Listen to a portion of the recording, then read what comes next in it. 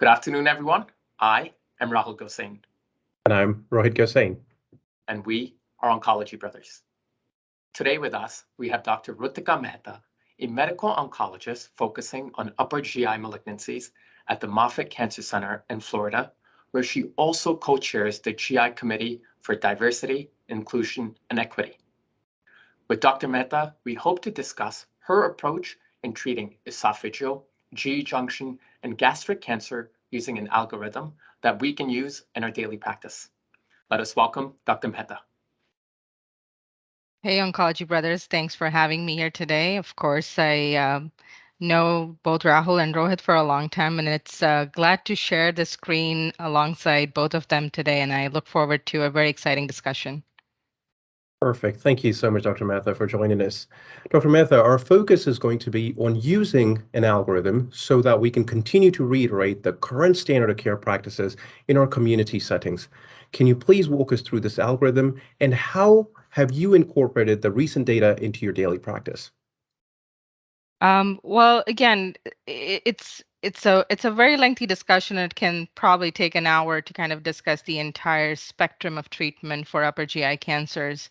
But truthfully speaking, I think this algorithm pretty much sums it all. If there was a patient with very early on CT1 or clinical stage T1 tumor and zero, these are patients that ideally should go directly for surgery or, if appropriate, for endoscopic resections. And then they are put under surveillance, and they never need the help of a medical oncologist or radiation oncologist. When it comes down to a slightly more advanced tumors like a clinical stage T2 or more, or a node positive tumor, we kind of break it down into either these tumors originate from the tubular esophagus versus G junction / gastric. Tubular esophagus can be treated with concurrent chemoradiation. That's the standard plan, with neoadjuvant intent and potentially proceeding for surgery after that. For gastric cancer, it's slightly different. These patients, we preferably recommend having a staging laparoscopy done at baseline as one of the staging procedures. And thereby, if we don't see any form of metastatic disease in the peritoneum, then they would proceed to receiving perioperative chemotherapy with kind of a sandwich approach where chemo, surgery, and then there's more chemo to it. Typically, radiation is not something that we put our gastric cancer patients through. GE junction kind of becomes a dilemma as to how do you treat, and the debate can be pretty long, but I kind of divided it into CVIT classes. If you have a CVIT 1, 2, I would treat them as esophageal. If you have a CVIT 3 G junction tumor, I would treat that as gastric. That's kind of simply put. Once you've gone through surgery, either for esophageal or for gastric, there are a subclass of patients in the esophageal subgroup, especially, who've undergone with chemoradiation followed by surgery and have not had a pathologic complete response, which means there was still residual disease at the time of surgery. And those patients are now eligible to receive a year long of adjuvant nivolumab. However, if you had a patient who had gone through all the trimodality treatment and had a complete response, there is really no need to offer them any form of adjuvant treatment. Having said that, patients who have had R1 resection were unfortunately not included in the trial to Checkmate 577, which led to the approval of adjuvant nivolumab. So that is kind of an unmet need in this space. So we still do not know as to how these patients should be treated. As of now, after completing post-op chemotherapy for gastric cancer patients, we do not have an adjuvant treatment paradigm. Moving on to some patients, especially with gastric cancer, you would find they had probably presented to an outside emergency room with bleeding, and it was presumed to be a bleeding ulcer and underwent upfront surgery. It depends upon where they've had surgery, and under these circumstances, most of these patients have undergone a less than D2 dissection. These patients should ideally be treated with chemoradiation per the McDonald regimen. Again, a very tough treatment to follow through. But then there are other patients who might have been understaged and went for surgery with a grade D2 lymph node dissection. These patients should ideally get 6 months of adjuvant chemotherapy. vermidine-based chemotherapy. And then going on to the advanced or metastatic cases, I typically would sequence all my patients. Three biomarkers of importance are MMR, HER2, and PD-L1. Again, it's a small proportion of patients that may be MMR deficient or MSI high, but these are truly the subclass of patients that benefit from checkpoint inhibitors. So it's good to identify those patients and potentially spare them from chemotherapy. You have about 15 to 20% of patients that would be HER2 positive, and then they are eligible for chemo plus trastuzumab based on your TOGA study initially, but now there is also addition of pembrolizumab to that doublet. So you can give them a triplet if there are no contraindications to immunotherapy. Then you have the rest of your patients that are HER2 negative, and that's kind of the gray zone, I would say. It's a very controversial area, and depending on who you speak with, people may say it's quite okay to not regard your PD-L1 status and give all patients chemo plus checkpoint inhibitor. But on the other hand, you could be a purist and say, I'm going to select patients that I feel are going to truly benefit from adding checkpoint inhibitors. For the purpose of my practice, I typically select a CPS score of 5 or more to help me guide whether I'm going to be adding a checkpoint inhibitor or no to chemotherapy. Again, there are pros and cons to each. When we're adding a drug, we're adding toxicity of that drug to that regimen. And if the magnitude of benefit is not significantly high, then I would not want to put a patient through additional toxicity with that treatment. And then once you move on from the first line treatment, which means if your patients have progressed from your first line treatment, there are a few options in the second line setting. Until last year, I think we had just ramucirumab based treatment as to be our standard second line treatment. Again, it could be either monotherapy ramucirumab or in combination with paclitaxel. And then there are some retrospective studies as well as some ongoing studies which have shown that there is good synergy of using FOLFIRI plus ramucirumab like we've done in colorectal cancers to be used in the gastric cancer space as well. However, in the HER2 positive space, there was the approval of trastuzumab or TDXD. Again, some controversies there because based on the Destiny Gastric 01, it was a third line or beyond study, but it has been kind of approved here in the United States as second line or beyond. And again, it's a choice that is being made after a patient-physician discussion. My practice has been to recheck HER2 status prior to subjecting them to TDXD, just because I truly believe that there is some spatial heterogeneity with HER2. There is HER2 loss that happens in a small subset of patients, more so with 2+ FISH positive patients. There's more HER2 loss than those who are purely HER2 positive, such as 3+. So I think that is still something that needs to be worked upon, but I do encourage patients that they should have their HER2 rechecked at the time of progression. Beyond these treatments, there is docetaxel, irinotecan, TAS-102, and of course, based on Asian studies, you could subject them to nivolumab. Unfortunately, that is not something that's within our guidelines here in the United States, but at that point in time, if a clinical trial is not available and the patient has good performance status with a good PD-L1 score and has not received a checkpoint inhibitor as first line, that might be an appropriate option to try. But that's kind of to sum it up as to what the current landscape is. And this landscape is quickly changing. We have definitely newer biomarkers coming in the space. Something to look forward to would be like Claudin 18.2, FGFR2b. Those are some new biomarkers to look forward to. Dr. Mehta, approval for adjuvant nivolumab is in all comers. Is there a role for testing for PD-L1 status, MSI high status, or full NGS in early or locally advanced settings? My practice is all of the above. So if I have a patient who is stage 3, had like signet ring cells, some high risk features, and really had very poor response to tri-modality therapy. Even before starting immunotherapy, I do get a baseline scan just to make sure that I don't see widespread metastatic disease right after surgery. That's number one. Number two, I would sequence all of these patients from the surgical specimen that's available. I would do a PD-L1 test on the surgical specimen, not on the prior biopsy specimen, because again, there is data to believe that with chemoradiation, there's modulation of PD-L1 status. So I would definitely recheck your PD-L1 on the surgical specimen. However, if there was no evidence of metastatic disease, I would start them on the adjuvant nivolumab. Um, no matter what their PD-L1 status is. Again, closely monitoring. And again, in the era of minimal residual disease, ctDNA assays, that's kind of being widely used in the space as well. Again, nothing that's part of standard practice. Dr. Mehta, you said that you would test MSI High, PD-L1, and NGS early on. That, again, to reiterate, is not standard of care at this time. But let's say you did that and you have an MSI High patient.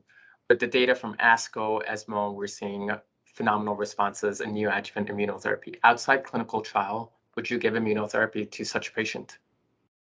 Yes. So if I have known patients to be MSI high up front, even before starting them on chemoradiation or perioperative chemo, and trust me, for gastric cancer patients, that is one of my criteria. If they're MSI high, I would not put them through perioperative chemo. I have given patients IO in the pre-op setting. So again, I think regardless of being stage 4 or stage 2, stage 3, they are just a unique subset of patients.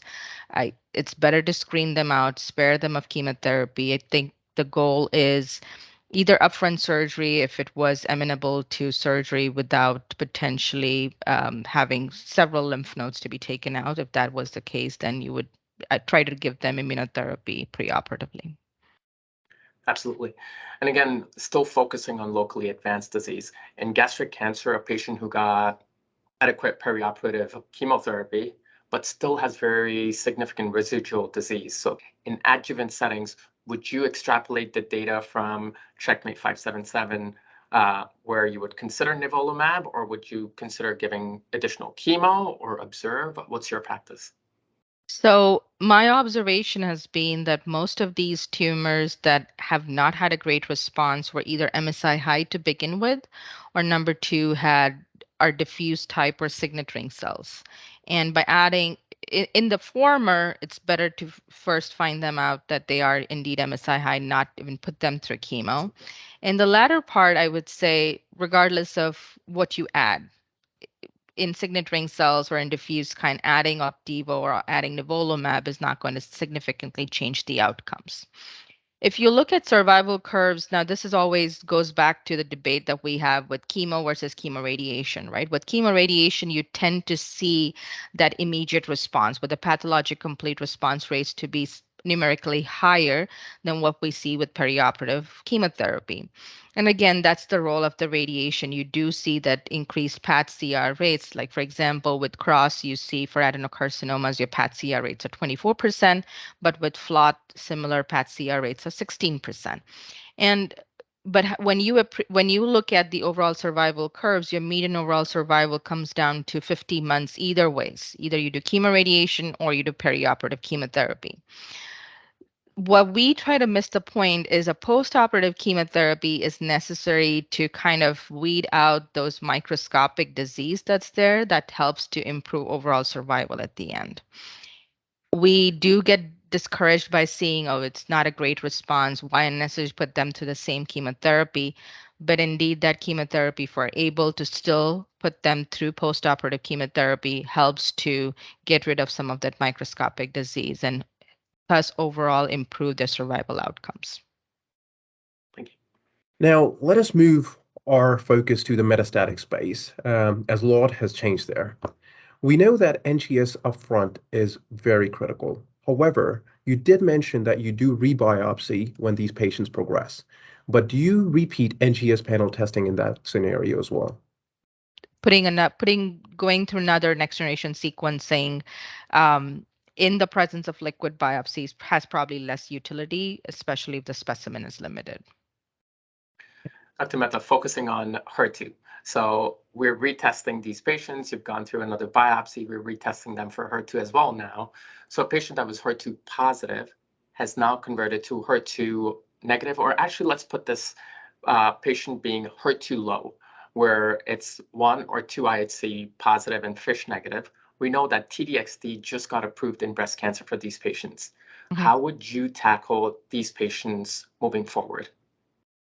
I think there are trials in this space, but as of now, I would not offer TDXD for HER2 low patients in the gastric cancer space.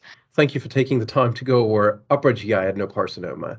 Can you please walk us through this algorithm for squamous, esophageal, and GEJ cancers? Absolutely. So, a lot of what I just spoke about adenocarcinomas kind of would play the same role in squamous cell cancers as well. The only difference, I would say, squamous cell cancers, because of the proximity to where they are in terms of the trachea, they do require bronchoscopy if you deem them to be otherwise locally advanced. Lot of questions that revolve around what if we did just definitive chemoradiation, not do surgery? Can we offer these patients nivolumab? That is a common question that comes up. And unfortunately, we don't have an answer for that yet. But again, there are trials that are being conducted, and looks like that might become the future where we're doing chemoradiation in conjunction with checkpoint inhibitor and then following up with checkpoint inhibitor without requiring surgery. So that trial should be reported, in the next several months. So that would be interesting to see. But right now, as of now, we don't have an answer for that. For the advanced setting, the only one biomarker that has been routinely tested in squamous cell patients is PD-L1. Again, in this case scenario, there's different scoring systems that have been used. There is TPS scoring and there's CPS scoring. And I think the TPS scoring is kind of derived from the lung cancer space and other tumor types. And honestly speaking, that has unfortunately confused a lot of clinicians that are treating both esophageal adenocarcinomas as well as esophageal squamous cell carcinomas. But simply put, in my practice, I still follow CPS scoring guidelines, regardless of whether it's an adenocarcinoma or a squamous cell carcinoma. And honestly speaking, I'm less of a purist. For my esophageal squamous cell, all comers get chemo plus a checkpoint inhibitor. There is, again, I don't think so. There is a lot of difference between adding nivolumab versus adding pembrolizumab. It's the difference lies in the design of the study and what their primary endpoints were, but I don't think so personally that those two drugs are a lot different from each other. The only difference comes if a patient is not eligible for chemotherapy in any way, can you offer them a different form of therapy? And so based on Checkmate 648, you now have the option to offer them IPI plus Nivo as an option. Again, if you have an extremely symptomatic patient's heavy disease burden, those are not your ideal candidates for a chemotherapy-free regimen. If it's a recurrent tumor, maybe one or two sites of disease, patients not extremely symptomatic, still maintaining weight, those might be your ideal candidates for dual checkpoint inhibitor therapy. But otherwise, it would be a chemo plus immunotherapy option. Post progression from your first line treatment, there again a wide mixture of chemotherapy options that you can offer. There's docetaxel, there's FOLFIRI, there's carboplatin paclitaxel, single agent chemotherapy, or if the patient has not had received checkpoint inhibitor as first line therapy, then you can offer checkpoint inhibitors in a subsequent line of therapy as well. The only difference being for the pembrolizumab, they used a cutoff of 10 or more as CPS cutoff. For nivolumab, it's all comers regardless of PD-L1 cutoff. So that's the only difference in the subsequent line setting. But that's kind of summing it in a nutshell as to how you treat esophageal squamous cell patients. Thank you so much for taking the time to walk us through these algorithms and reiterating the standard of care for us in the community setting. Thank you so much again. Truly appreciate it, Dr. Mehta. Absolutely, it was a pleasure.